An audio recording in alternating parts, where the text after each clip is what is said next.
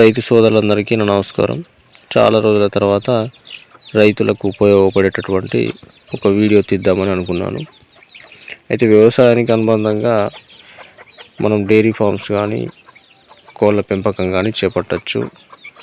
ఈ విధంగా వ్యవసాయంలో కొంత నష్టాలు వచ్చినా కానీ వీటి ద్వారా ఎంతో కొంత ఆదాయం సమకూర్చేటటువంటి అవకాశం ఉంటుంది. కాబట్టి ఈ వీడియోలో మనం నాటుకోళ్ళ పెంపకం గురించి తెలుసుకుందాం. మినిమం కనీసంగా ఒక 10,000 నెలకు సంపాదించుకునే విధంగా ఎలా పెంచుకోవాలి, నాటుకోవాలి, వాటిని ఎలా కాపాడుకోవాలి అనేటువంటి ఈ వీడియోలో మనం పూర్తిగా ఎక్స్ప్లెయిన్ చేద్దాం. అయితే మన దగ్గర ఒక 20 నుంచి 30 కోళ్ళు ఉన్నాయి. వాటిని ఇప్పుడిప్పుడే డెవలప్ చేస్తున్నా. వాటి ద్వారా వచ్చినటువంటి అనుభవాన్ని ఈ వీడియోలో నేను ఎక్స్ప్లెయిన్ చేయబోతున్నా. అయితే మనకింటి దగ్గరనే ఇట్లా తోట ఉంది కాబట్టి పెంచుకోవడానికి చాలా అవకాశాలు ఎక్కువ ఉంటాయని ఆలోచించి పెంచడం జరుగుతుంది. మనకు కోళ్ళను పిల్లల నుంచి కుక్కల నుంచి కాపాడుకోవడానికి ఇలా ఒక వలనైతే ఏర్పాటు చేసుకోవాలి. కొంత ప్లేసుల్లో అయితే ప్రజెంటు నేను అట్లా ఏర్పాటు చేసుకున్నా. ఈ వల లోపలనే మన కోళ్ళన్నీ కూడా తిరుగుతాయి. చూస్తురుగా ఇక్కడ ఈ విధంగా ఏర్పాటు చేసుకుంటే కనుక మనకు పుట్టిన ప్రతి పిల్లను కూడా కాపాడుకునేటువంటి అవకాశం ఉంటుంది. అయితే మెయిన్గా ఈ కోళ్ళున్న దగ్గర మనం చెట్లు అనేటివి పెంచుకోవాలి. చిన్న చిన్న పొదల మాదిరిగా ఉండేటువంటి నిమ్మ చెట్లు కానీ, దానిమ్మ చెట్లు కానీ, జామ చెట్లు కానీ. ఎందుకంటే మనం వేసవిలో వాటికి ఎండ తగలకుండా చెట్ల కింద ఉంటాయి కాబట్టి ఒక 4-5 చెట్లు పెట్టుకుంటే సరిపోతుంది. అయితే మనము నెలకు ఒక 10,000 సంపాదించుకోవాలంటే ఎలా అనేది ఇప్పుడు తెలుసుకుందాం. మనకు ఇంత ప్లేస్లో ఈజీగా ఒక 100 కోళ్ళను అయితే పెంచుకోవచ్చు. దానికి సంబంధించిన నా దగ్గర ఒక షెడ్ ఉంది. అది ప్రస్తుతం చిన్నగా ఉంది. అందులో ఒక 30 నుంచి 40 కోళ్ళు పడతాయి. కాకపోతే పెద్దగా వేయాలనే ఆలోచన ఉంది. ఒకసారి మీకు ఆ షెడ్ని కూడా చూపిస్తాను.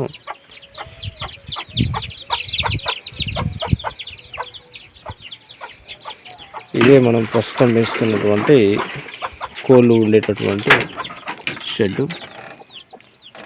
చూస్తారు కదా,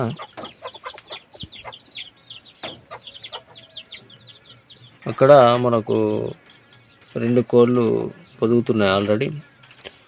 అవి ఒక 10 తీసినా కానీ 20 పిల్లలు వచ్చే అవకాశం ఉంటుంది. ఇంకొక కోడి అక్కడ మనకు గుడ్లు పెడుతుంది. ఇట్లా ఒక 2 monthsలో ఒక 60 నుంచి 70 కోళ్ళు తయారు చేయాలనే ఉద్దేశంతో నేను ఒక 2,000 ఖర్చు చేసి ఆ వలను ఏర్పాటు చేసుకున్నా. అయితే ఇక విషయానికి వస్తే నెలకు 10,000 నుంచి 15,000 వరకు సంపాదించుకోవడానికి అవకాశం ఎట్లా ఉందనేది మనం ఇప్పుడు చూసుకుందాం. మనకి ఈ కోళ్ళను ఇంటి దగ్గర కనుక ఇంత ప్లేస్ ఉంటే కనుక మనం వీటికి ఏం చేయాల్సినటువంటి అవసరం ఉండదు. అదే స్వేచ్ఛగా తిరుగుతాయి. కాకపోతే అప్పుడప్పుడు మనము వాటికి దానా వేయాల్సి వస్తుంది.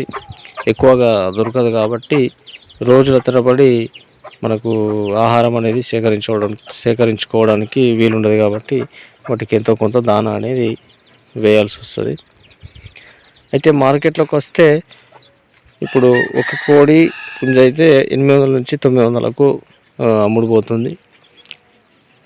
పెట్టే విషయానికి వస్తే 600 దాకా పోతుంది. కాబట్టి మనం ప్రతి నెల ఒక 15 కోళ్ళు కనుక అమ్ముకుంటే ఈజీగా ఒక 10 నుంచి 12,000 వచ్చేటటువంటి అవకాశం ఉంటుంది.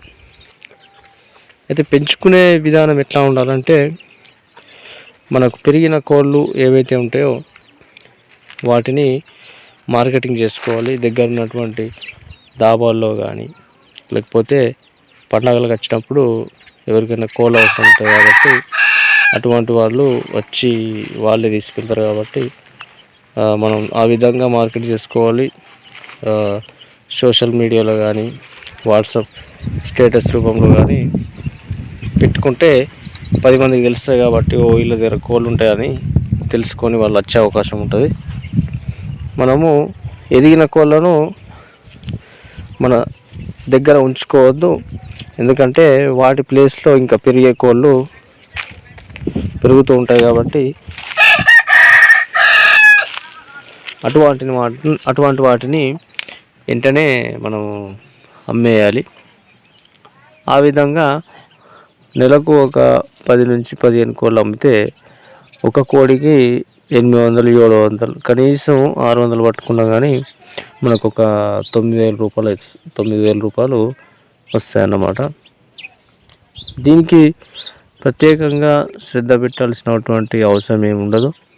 మనము ఇంటి దగ్గర ఉంటే కనుక ఇంటి దగ్గర ఎవరో ఒకరు ఉంటారు కాబట్టి వీటిని చూసుకోవడానికి ఒకరు లేకపోయినా ఒకరు ఉంటారు కాబట్టి స్పెషల్గా దీని మీద ఫోకస్ పెట్టాల్సినటువంటి అవసరం తక్కువ ఉంటుంది.